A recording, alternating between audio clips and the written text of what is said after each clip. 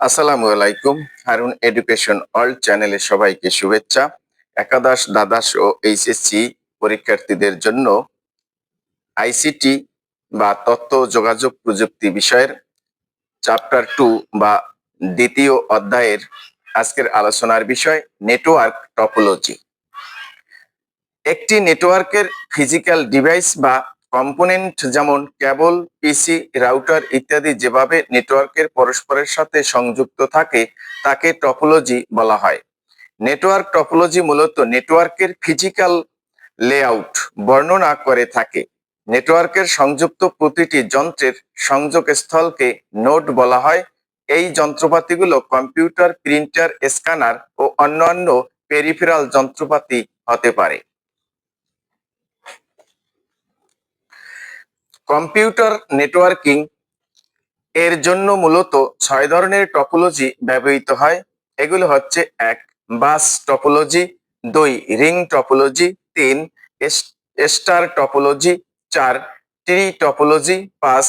Mesh topology, 6. Hybrid topology. 1.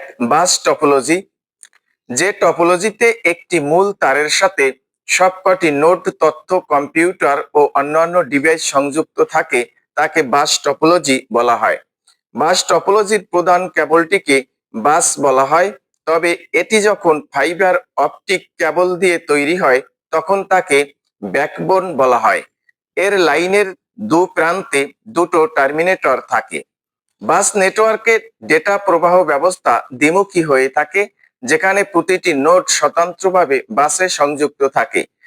প্রাপক শনাক্তের তথ্যসহ প্রেরিত ডেটা যখন বাস বা ব্যাকবোনে চলাফেরা করে তখন শুধু প্রাপক কম্পিউটার ডেটা গ্রহণ করে, বাকিরা একে অগ্রাহ্য করে। এই টপোলজি ছোট আকারের নেটওয়ার্ক ব্যবহার খুব সহজ, সাশ্রয়ী ও বিশ্বস্ত।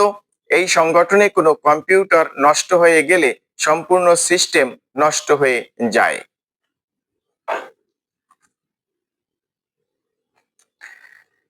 বাস টপোলজি এর সুবিধা: 1. এ টপোলজি ছোট আকারের নেটওয়ার্কে ব্যবহার খুব সহজ এবং এটি বিশ্বস্ত। 2. এই টপোলজিতে সবচেয়ে কম কেবল প্রয়োজন হয়, ফলে এতে খরচ ও ইনস্টলেশন সাশ্রয়ী হয়ে থাকে। 3. প্রয়োজনে রিপিটার ও কানেক্টর ব্যবহার করে নেটওয়ার্কের ব্যাকবোন সম্প্রসারণ করা যায়। 4. এই সংগঠনে কোনো কম্পিউটার নষ্ট হয়ে গেলে সম্পূর্ণ সিস্টেম নষ্ট হয়ে যায় না। 5. এই সংগঠন কোনো কম্পিউটার বা যন্ত্রপাতি যোগ করলে বা সরিয়ে নিলে পুরো নেটওয়ার্কের কার্যক্রম ব্যাহত হয় না। 6. নেটওয়ার্কে যে কোনো সময় নতুন ডিভাইস বা কম্পিউটার সংযুক্ত করা যায়। 7. নেটওয়ার্কের কেন্দ্রীয় কোনো ডিভাইস বা সার্ভার প্রয়োজন হয় না। বাস টপোলজি এর অসুবিধা: 1. নেটওয়ার্কে কম্পিউটার সংখ্যা বেশি হলে ডেটা ট্রান্সমিশন বিঘ্নিত হয়। 2. ডেটা ট্রান্সমিশনের গতি কম। 3. নেটওয়ার্ক সৃষ্ট সমস্যা নির্ণয় তুলনামূলক বেশ জটিল। 4. মূল কেবলের একটিমাত্র স্থানে সৃষ্ট ত্রুটি পুরো নেটওয়ার্ককে অচল করে দিতে পারে। 5. ডেটা সংঘর্ষের আশঙ্কা থাকে। 2. রিং টপোলজি, প্রতিটি কম্পিউটার তার পার্শ্ববর্তী কম্পিউটারের সাথে রিং এর মতো চক্রাকারে সংযুক্ত থাকলে এইরূপ টপোলজিকে রিং টপোলজি বলা হয়। এই ব্যবস্থায় কোনো কম্পিউটার ডেটা পাঠালে তার বৃত্তাকার পথে কম্পিউটারগুলোর মধ্যে ঘুরতে থাকে যতক্ষণ না নির্দিষ্ট কম্পিউটার ডেটা গ্রহণ করে। এ ব্যবস্থায় কোনো কেন্দ্রীয় কম্পিউটার থাকে না, এতে প্রতিটি কম্পিউটারের গুরুত্ব সমান।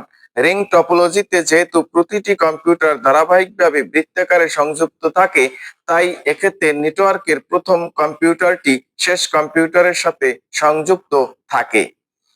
রিং টপোলজি ব্যবহারের সুবিধা: 1. এই পদ্ধতিতে কেন্দ্রীয় কোনো কম্পিউটার বা সার্ভারের প্রয়োজন হয় না। 2. নেটওয়ার্কে অবস্থিত প্রতিটি কম্পিউটারের গুরুত্ব সমান। 3. একমুখী সংকেত প্রবাহের কারণে ডেটা কমিউনিকেশনের সম্ভাবনা কম থাকে। 4. কম তার প্রয়োজন বিধায় বাস্তবায়ন খরচ কম।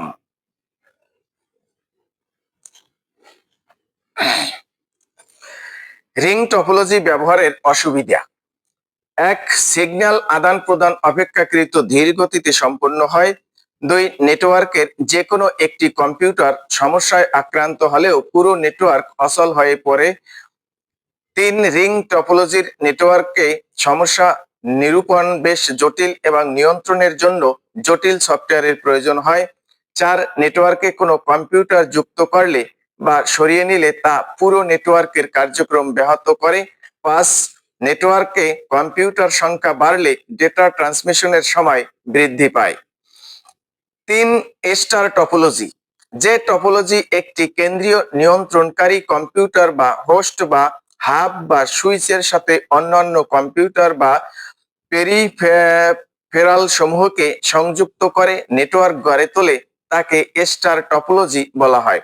এক্ষেত্রে সংযুক্ত নোডগুলো কেন্দ্রীয় কম্পিউটার বা হাব বা সুইচের মাধ্যমে তথ্য আদান প্রদান করে থাকে। এই সংগঠনের কোনো একটি কম্পিউটার নষ্ট হয়ে গেলে বাকি নেটওয়ার্কে তার প্রভাব পড়ে না। খুব সহজেই সমস্যায় আক্রান্ত কম্পিউটারটি সরিয়ে নেওয়া যায়। স্টার টপোলজি একটি বহুল ব্যবহৃত টপোলজি এবং এই টপোলজিতে একই নেটওয়ার্কে বিভিন্ন ধরনের কেবল ব্যবহৃত হতে পারে। তবে এই টপোলজিতে টুইস্টেড পেয়ার কেবল ব্যবহারের আধিক্য দেখা যায়। স্টার টপোলজি ব্যবহারের সুবিধা। স্টার টপোলজি ব্যবহারের সুবিধা হলো এক, নেটওয়ার্কে কোনো প্রকার প্রতিবন্ধকতা সৃষ্টি না করেই স্টারে নতুন কম্পিউটার যুক্ত করা সম্ভব। দুই, কেন্দ্রীয়ভাবে ব্যবস্থাপনার জন্য নেটওয়ার্কের সমস্যা নিরূপণ সহজ। ইন্টেলিজেন্ট হাব ব্যবহার করলে তার সাহায্যে নেটওয়ার্কের কর্মকাণ্ড তথা ওয়ার্কলোড মনিটরিং করা যায়। তিন, এই সংগঠনে কোনো একটি কম্পিউটার নষ্ট হয়ে গেলে নেটওয়ার্ক কোনো প্রভাব পড়ে না, খুব সহজেই সমস্যা আক্রান্ত কম্পিউটারটি সরিয়ে নেওয়া যায়। চার, একই নেটওয়ার্কে বিভিন্ন ধরনের কেবল ব্যবহার করা যায়। পাঁচ, অপেক্ষাকৃত দ্রুত গতিতে ডেটা ট্রান্সমিশন ঘটে থাকে। ছয়, কম্পিউটারের সংখ্যা বৃদ্ধি পেলেও ডেটা ট্রান্সমিশনের গতি স্বাভাবিক থাকে। সাত, ডেটার নিরাপত্তা বাস বা রিং টপোলজির তুলনায় বেশি হয়ে থাকে। স্টার টপোলজি ব্যবহারের অসুবিধা সমূহ। এক, কেন্দ্রীয় অবস্থানে থাকা কম্পিউটার বা হাব বা সুইচে কোনো প্রকার সমস্যা হলে তা পুরো নেটওয়ার্ককে অকেজো করে দেয়। দুই, বেশি কেবল ব্যবহৃত হয় বিদায় এটি একটি ব্যয়বহুল পদ্ধতি। তিন, কম্পিউটারগুলো সরাসরি পরস্পরের মধ্যে ডেটা আদান প্রদান করতে পারে না।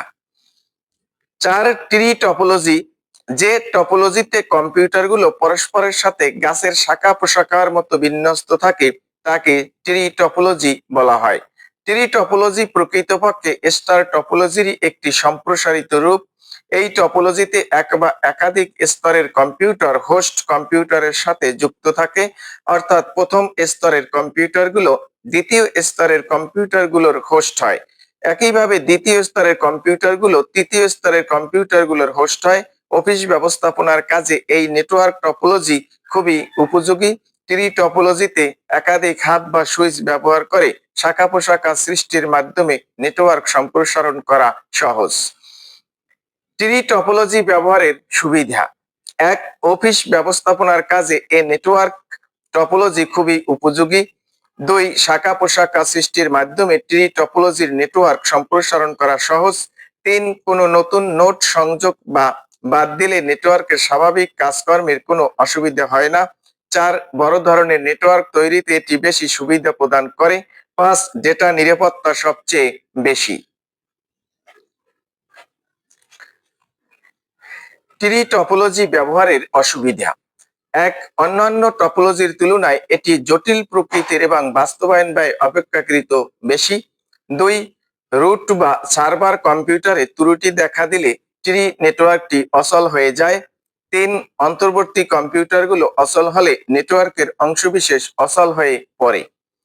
পাঁচ, মেশ টপোলজি, যদি কোনো নেটওয়ার্ক ডিভাইস বা পিসি সমূহ একে অপরের সাথে সরাসরি যুক্ত থাকে তাহলে তাকে মেশ টপোলজি বলা হয়।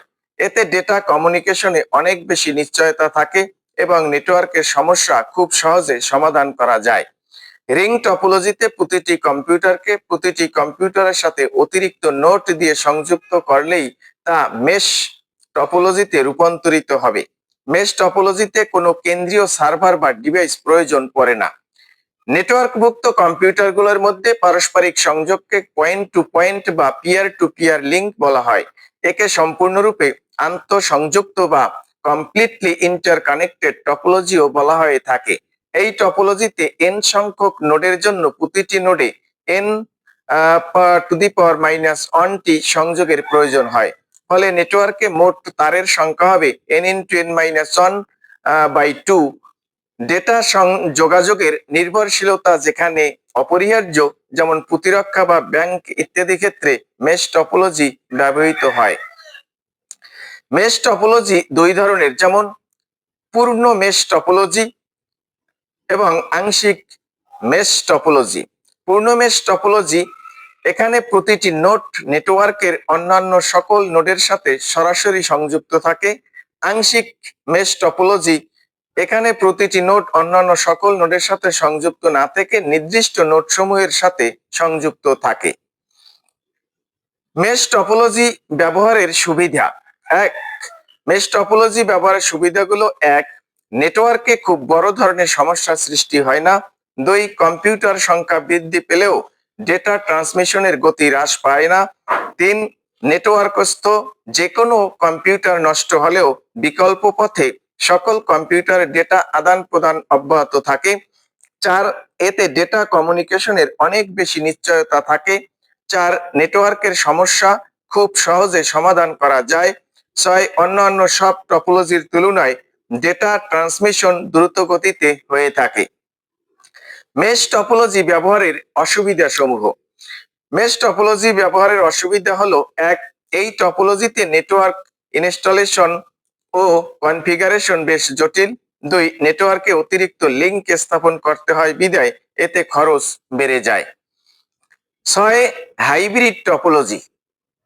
বাস, স্টার, রিং ও মেশ ইত্যাদি টপোলজির সমন্বয়ে গঠিত নেটওয়ার্ক টপোলজিকে বলা হয় হাইব্রিড টপোলজি। উদাহরণস্বরূপ ইন্টারনেটকে এই ধরনের টপোলজি হিসাবে অভিহিত করা যায়, কেননা ইন্টারনেট হলো বৃহৎ পরিসরে একটি নেটওয়ার্ক যেখানে সব ধরনের টপোলজির মিশ্রণ দেখা যায়।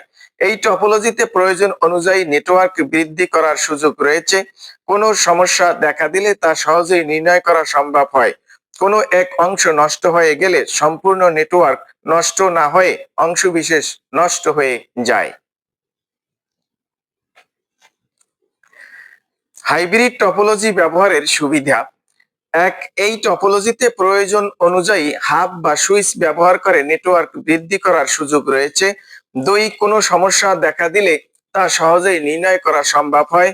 3. কোনো এক অংশ নষ্ট হয়ে গেলে সম্পূর্ণ নেটওয়ার্ক নষ্ট না হয়ে অংশবিশেষ নষ্ট হয়। 4. এই নেটওয়ার্কের ট্রাবল শুটিং সহজতর। হাইব্রিড টপোলজি ব্যবহারের অসুবিধা সমূহ। 1. এই টপোলজিতে ব্যবহৃত হাব সমূহ সর্বদা সচল রাখতে হয়। 2. টপোলজির সংখ্যা বেশি হওয়ার কারণে এর রক্ষণাবেক্ষণ খরচ বেশি এবং রক্ষণাবেক্ষণ প্রক্রিয়াও জটিল। 3. এই টপোলজির ইনস্টলেশন এবং কনফিগারেশন বেশ জটিল।